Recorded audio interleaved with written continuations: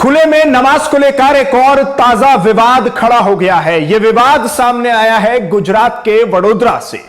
गुजरात में यह विवाद नमाज पढ़ने को लेकर हुआ है, जहां दो लोग नमाज पढ़ते नजर आए हैं। यूनिवर्सिटी कैंपस में, जो एमएस यूनिवर्सिटी है, उसके कैंपस में नमाज का यह वीडियो, छोटा सा वीडियो वायरल हुआ है। और इस नमाज पढ़ने के फौरन बाद हिंदूवादी संगठनों के पेट में दर्द हो गया। हिंदूवादी संगठनों ने इस नमाज के खिलाफ मोर्चा खोल दिया। हिंदूवादी संगठनों ने इस नमाज पढ़ने के बाद उन दोनों लोगों के खिलाफ, जो नमाज पढ़ रहे थे, उनके खिलाफ बड़ा मोर्चा खोला। और वहां पर जहां नमाज पढ़ी गई थी, उसी जगह पर यूनिवर्सिटी कैंपस के बिल्कुल वहीं जहां नमाज पढ़ी जा रही थी, पूजा की गई, हनुमान चालीसा पढ़ी गई और उसके साथ गौमूत्र छिड़का गया। यह बिल्कुल अपडेट ताजा आपको दे रहा हूं।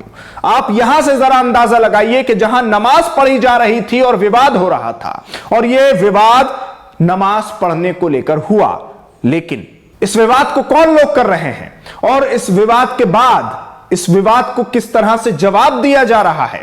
अगर नमाज पढ़ना गलत था, तो फिर जो काम उस वक्त वहां हो रहा है, उसके बदले में, उसके जवाब में, तो वो कितना सही है।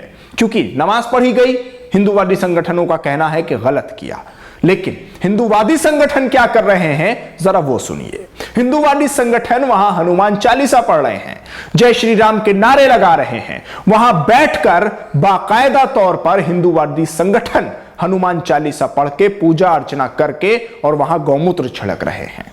यह है जवाब। जो नमाज पढ़ी गई उसका जवाब दिया जा रहा है, यह तरीका इस्तेमाल किया जा रहा है। तो अगर वो असंवैधानिक, गैर कानूनी है, तो फिर यह कानूनी कैसे हो सकता है? सवाल तो इस वक्त यही उठ रहा है। तो इस 2 मिनट की नमाज पर इतना बड़ा बखेड़ा क्यों हिंदूवादी संगठन खड़ा कर रहे हैं?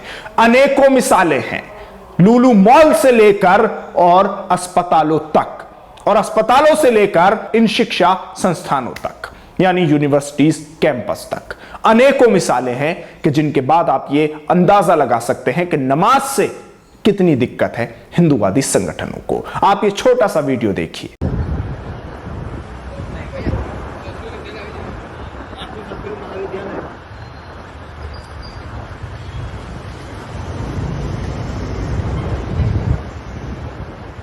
इस वीडियो में आपको समझ में आ गया होगा कि जो लोग नमाज पढ़ रहे हैं वो यूनिवर्सिटी कैंपस में है।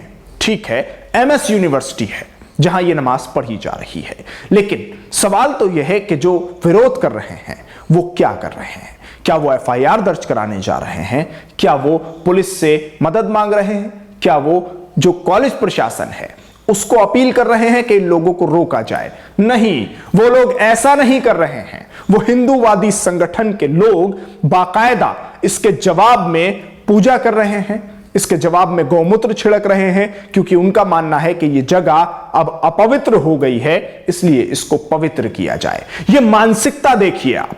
मुसलमान देश का हिस्सा है, मुसलमानों का यह देश है, और हिंदूवादी संगठन यह बताना चाहते हैं कि अगर कहीं पर नमाज पढ़ ली गई है 2 मिनट के लिए, और कहीं खड़े होकर किसी मुसलमान ने मुसल्ला बिछाकर नमाज पढ़ ली है, तो उसने उस जगह को अपवित्र कर दिया है, और वो जगह गौमूत्र से पाक की जाएगी और वहां हनुमान चालीसा पढ़ा जाएगा। यह बहस का आलम है। यह पूरा मामला गुजरात के वडोदरा से सामने आ रहा है, और गुजरात में इस पूरे मामले को लेकर इस वक्त बड़ी खबरें चल रही हैं। गुजरात से यह पूरा मामला जैसे ही सामने आया, एक और मामले की बढ़ोतरी हो गई। आपने सुना होगा, कर्नाटका में हिजाब विवाद शुरू हुआ। उससे पहले गुड़गांव में नमाज मामला शुरू हुआ, खुले में जुमे की नमाज नहीं पढ़ने देंगे। उससे पहले खुले में, पार्क में, नोएडा वगैरह में जो फैक्ट्री के लोग नमाज पढ़ते थे, उस पर पाबंदी लगाई गई, उसके खिलाफ कानून बनाए गए, उसके खिलाफ सख्त एक्शन लिए गए कि जुमे की नमाज पार्क में नहीं होगी। फिर यही चीज गुरुग्राम में देखने को मिली, गुड़गांव में देखने को मिली। उसके बाद फिर हिजाब विवाद, हिजाब विवाद के बाद लुलु मॉल में खुले में नमाज पढ़ी गई तो उस पर विवाद। एक अस्पताल में किसी ने अल्लाह से दुआ कर ली, बैठकर नमाज पढ़ ली 2 रकात, तो उस पर विवाद। उसके बाद अनेकों ऐसे मामले आए कि जिनकी लिस्ट पूरी एक तैयार है। लेकिन अब गुजरात के वडोदरा में यह मामला सामने आया कि यूनिवर्सिटी कैंपस के बाहर दो लोग नमाज पढ़ रहे थे और उस पर हिंदूवादी संगठनों को मिर्चें लग गई और हमेशा की तरह उनके पेट में दर्द हुआ और उन्होंने इस पर विवाद करना शुरू कर दिया। देखिए आप एक बार फिर से इस वीडियो को।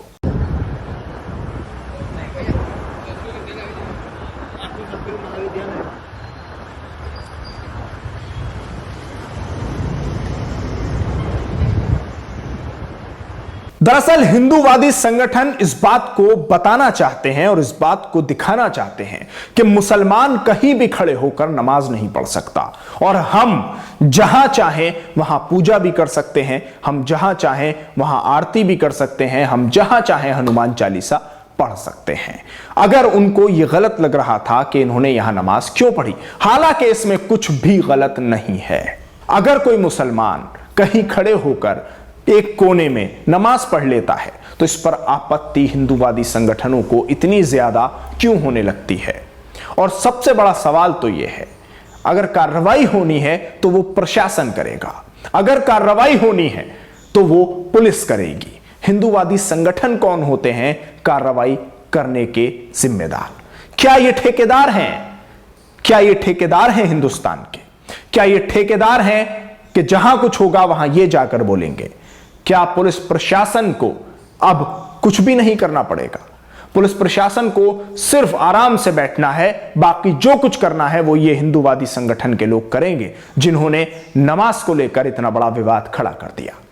आराम से शांति से दो लोग नमाज पढ़ रहे थे, 2 से 4 मिनट में वो नमाज खत्म हो जाती, लेकिन सोशल मीडिया का जमाना है, फौरन वीडियो बनाया गया और वीडियो बनाकर ऐसा पेश किया गया कि जैसे ये नमाज न पढ़ते हुए न जाने कौन सी ऐसी गैर कानूनी गतिविधि को अंजाम दे रहे थे, देश के खिलाफ कोई काम कर रहे थे कि जिसके बाद इनका तो विरोध होना बनता ही है और वो हिंदूवादी संगठन इनका विरोध जरूर करेंगे।